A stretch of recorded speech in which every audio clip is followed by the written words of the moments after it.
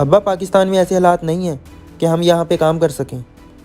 बेटा मैंने एक छोटे से स्टॉल से काम शुरू किया था और आज देखो कितनी बड़ी दुकान है।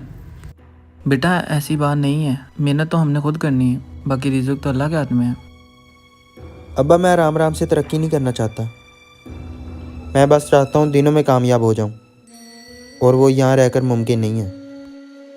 बेटा कोई ज़रूरत नहीं है बहस करने की, चलो शाबाश।